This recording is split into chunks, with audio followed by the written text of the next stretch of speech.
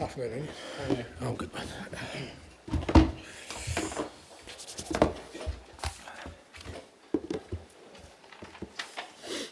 Afternoon, guys. We'll start with a broadcast section with no embargo, followed by an embargoed section for 10:30 p.m. tonight. No live tweeting during the broadcast section. Use the microphone side. James. Hi, Ange. What's the latest with your injuries, please? I guess from the other night, Destiny, no injury, but he's still a bit sore from the game. So not ruling him out, but we'll just see how he is, obviously, with the turnaround. Biss is obviously available after being suspended on the weekend, and I think everyone else says is. Do you know when Van der Ven might be back yet? Van der Ven, Romero, sort of still kind of chugging along. Look, I think both, to be fair, will be in the new year. When, again, not as significant injuries as last time with Mickey, but obviously with having a setback, medical team's just going to make sure he's right to go. So both of them sort of in the new year at some point. And Mikey Moore? Mikey's back training, so hopefully not too far away. I think the next cabs off the rank are kind of Mikey, Ben Davies potentially next week, and then Richarlison maybe first week of the new year. What's been the reaction since Sunday? Has there been a confidence boost, a notable change in mood with that victory? No, we were in good mood before then. Obviously, it was a great performance on, in the last game and on Sunday, and I was delighted with the way the lads handled everything. It was a tough week, with an away European fixture as well thrown in there. That was, tough on us physically, obviously, and the fact that we had so many players out. I think the way the players performed was outstanding. But mood's the same. Looking forward to a big game. And you focus now on the League Cup. How big a priority is this for you this season, and how good an opportunity is it for silverware, being just 2 games now from Wembley? Yeah, well, we got ourselves in that position, so we've earned that. And like you said, it's a big game, quarter-final of a cup competition, and looking forward to it. Should be a cracking night. Manchester United, there's a bit of noise around the club at the moment regarding Marcus Rashford. There's always noise about Man United, mate. Come on, where you been? Eh? But particularly, he's admitted he'd like a new challenge. I mean, what have you made of that, and how big a threat? Interest, don't care. No interest. He's a Man United player, very good player. They've got plenty of good players.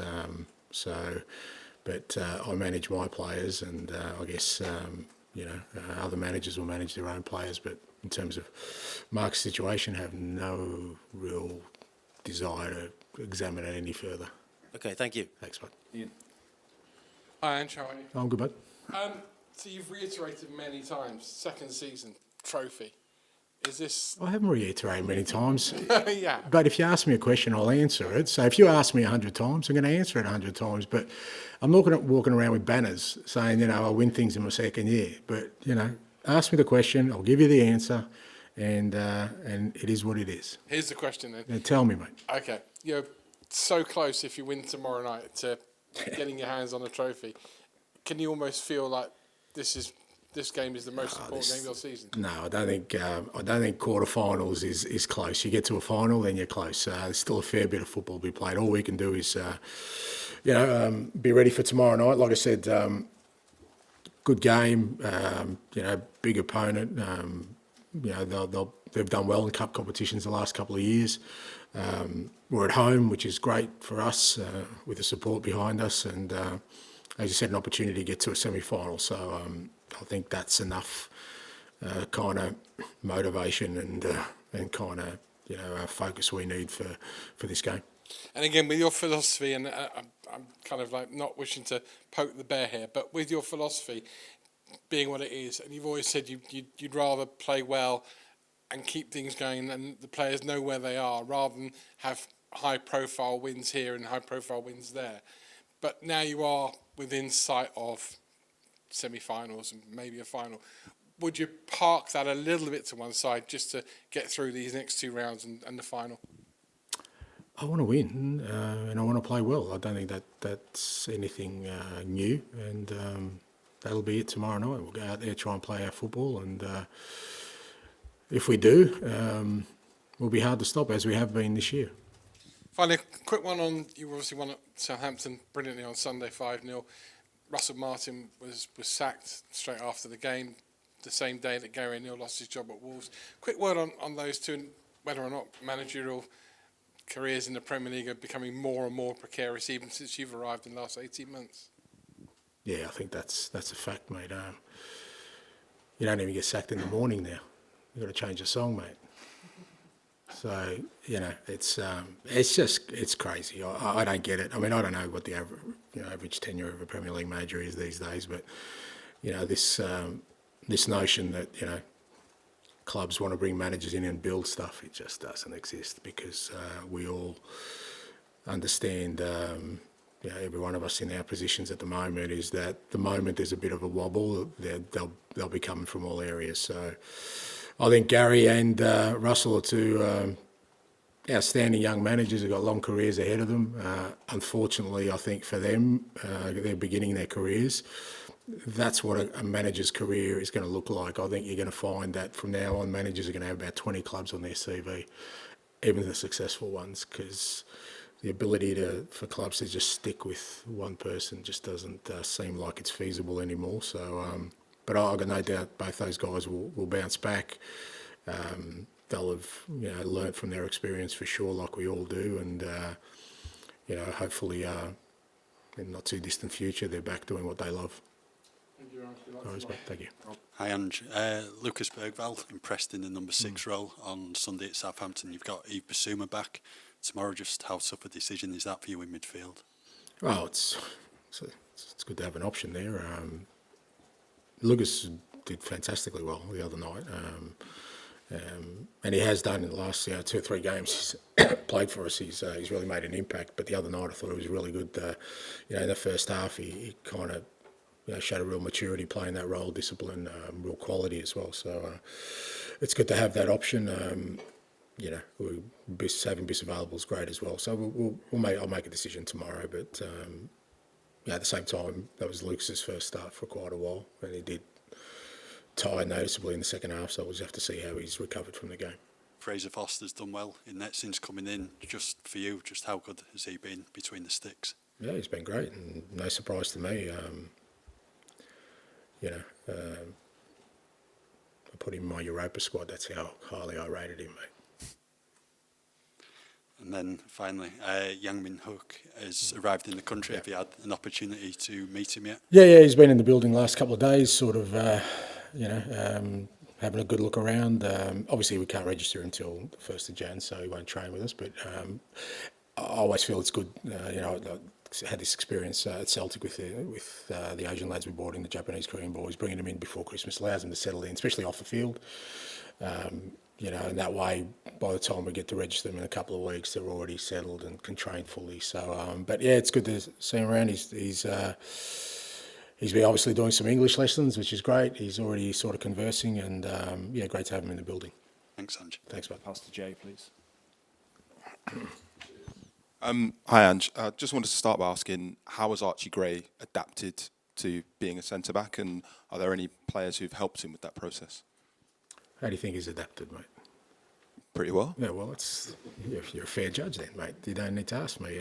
He's done really well, and it's a credit to him, mate. He's like I said, 18 years old, asked to play in a position he's probably never played before at the toughest competition in the world, plus in Europe, plus for multiple games. Because sometimes in a one-off you go, okay, you can sort of fill in, but he hasn't missed a beat, and it's brilliant to watch. I think all the lads have obviously helped him in that sense. I mean, Radu is kind of the experienced one, so to speak, at the age of he's got Radu and Destiny, I think, at 22 either side of him. So, but that's where we're at at the moment in terms of the squad, and I think all the young boys are kind of stepping up, and I just think that's super exciting that through a tough period for the club in terms of where we're at from a squad perspective, the young guys are shouldering a big part of the load. I think that's a brilliant thing for us, because once we get to the other side of this and hopefully get to some smoother waters, they're going to be so much better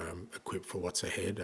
But yeah, Archie's done really well. His defending has been really solid. He's he still has, obviously he's got the quality on the ball as well, but just the way he's handled the fact that, we're asking him to do a really big job, like I said, and not just for a one-off game, I think he's handled it brilliantly. Just wanted to ask you about Jed Spence again. He's not played a lot of football, but started for the first time on Sunday. How's he feeling, and is he ready to potentially play a few more games and maybe even tomorrow night? Yeah, absolutely. No, Jed was, again, he was outstanding the other night. I said after the game, credit to the work the coaches have put into him and him, where a guy who hasn't started for quite a while comes on and makes an impact. Again, it wasn't just about him sort of filling a spot for us. He actually made an impact. I thought he was really good on the night. He obviously got tired, very tired in the second half, understandably so. But again, great for us to, in this period as well, to have somebody like him who's already kind of established player come in and help us. And he's recovered well from the game. He's obviously, like I said, he was tired, but I think he just felt really good that he could contribute and show what he can do. And look, I'm sure he'll get more opportunities. There were some chants aimed towards the board during Sunday's game. I'm not too sure if you heard of them. If you did, I just wanted to know what your reaction to them was. That's for the supporters, mate. It's not about. I've said it a million times.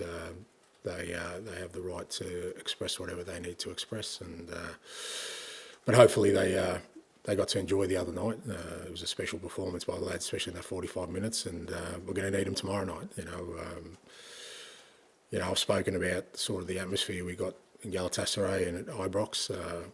I'd love that to be our atmosphere tomorrow night, because it'll certainly help us overcoming a tough opponent in a really big game. James.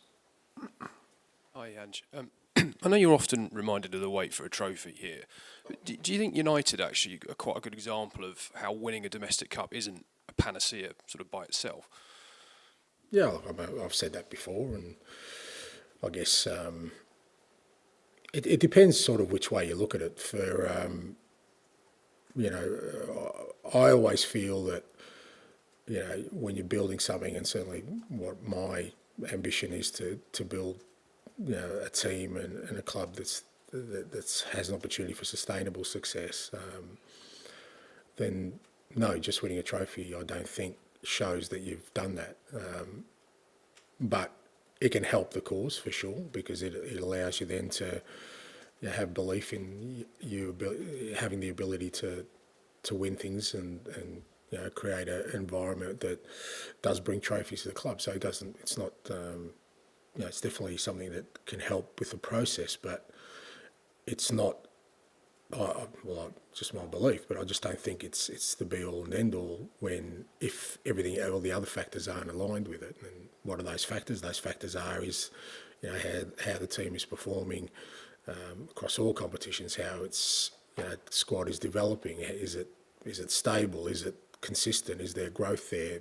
So that when you win one trophy, you're then in a position to win a second trophy. But if you win one, but then you kind of fall off a cliff in everything else, then I don't think it's the way forward. What have you made of Ruben Amorim in terms of the impact he's had at United since he come in? Yeah, look,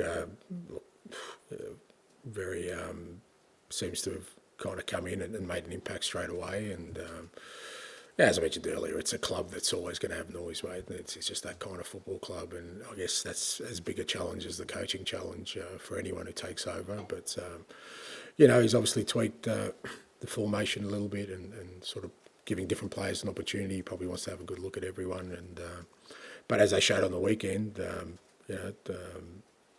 very tough competitors still, and looking forward to meeting him and taking on the challenge tomorrow. And just finally, just on Rashford, I know you said you got sort of no interest in what he said, but he is a player who's been linked with Tottenham before. Is he somebody you might look at in January? Oh, mate, if I looked at everyone that we were linked to, I'd have no time to do anything else, to be honest. I've got other people to do that part of the process. And, for us, we've been pretty disciplined in terms of, what we're trying to build here, and we'll continue to be so. Is that a no? That side, mate, not on my radar. Not like it's not, you can ask me about Marcus, but you can ask me about every Premier League footballer, and I'd going to say the same thing. Finish with George, please. Hi, Ange. You often talk about kind of when you've got the success to go back and look at the struggle before that. It kind of feels like this period has been part of the struggle with the injuries and the form. How kind of encouraged have you been by the green shoots kind of amidst that with the young players stepping up and Decky emerging as a leader and things like that? Yeah, well, I mean that's kind of what that's as I said last week, I haven't lost any resolve or optimism about what we're building, because I do. I see plenty of growth in this group, and I guess people are kind of looking at our league position and our league form, and within that context, they're probably saying, well, there isn't things developing here, but if you strip it away and kind of look at the challenges we've had this year, with the injury situation, we're probably one result away from people saying we're going okay in the league as well. So, I just think with all these things, my view is just stay calm, stay focused. I see plenty of growth. Like I said, I mean, when you look at, even Pape Sarr, mate, he's still a young man and he's growing all the time. He's becoming a hell of a footballer. I just get so excited by all that. I just think, well, we're going to hit some smoother waters at some point. I believe that in terms of where the squad's at. And, these kind of players who are now carrying us through this tough period are just going to come out, absolute. You talk about mentality. They've got through that, not only got through it, but helped the club through it at such a young age. Anything they face after that is going to, they're going to be able to, crash through. So, for me, I certainly feel there's some real growth that has happened and is happening at the moment. And you mentioned the atmosphere there. The cup game against City was very good that night, wasn't it? I know it's kind of a cliche, but when it's a kind of a winner-takes-all match, how important do the fans become, especially sort of late on, I guess? Yeah, massively. Like I said, that night against City, it was a big game for us, and the whole atmosphere that night, the way we started the game, the way we played the whole night was. City were good on the night as well. It was a cracking game. Real sort of had a cup atmosphere, and we're going to need that tomorrow night. We're going to need that energy. All these games tend to be pretty tight games, and if you get the energy of the crowd behind you, it certainly can lift the players. And for us, it's going to be an important factor. Okay, we'll end the broadcast section there. Move on to the